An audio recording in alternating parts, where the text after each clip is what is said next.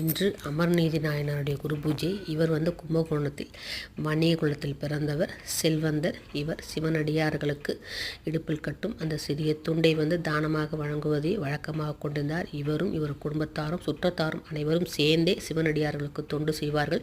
இவருடைய பெருமையை அனைவருக்கு தெரியும் விதத்தில் பரப்புவதற்காக சிவபெருமான் என்ன பண்ணுவார், சிவனடியார் உருவில் அவரிடம் தன்னிடம் இருக்கும் 2 கௌபீனத்திலே ஒன்றை கொடுத்து, இதை பத்திரப்படுத்தி வைத்துக்கொள், நான் குளித்து விட்டு வாங்கி வருகிறேன் என்று சொல்லவும், அவரும் அவருடைய அந்த இடுப்பில் கட்டும் துண்டை பத்திரமாக பெட்டியில் வைக்கிறார். ஆனால் அவர் குளித்து விட்டு கேட்கும்போது அது காணவில்லை. உடனே அவர் என்ன பண்ணார், சிவனோடு அது தனக்கு வேணும் என்னும்பொழுது அவர் வேறு ஒன்றை கொடுத்தார். அதை வாங்க மறுக்கிறார்.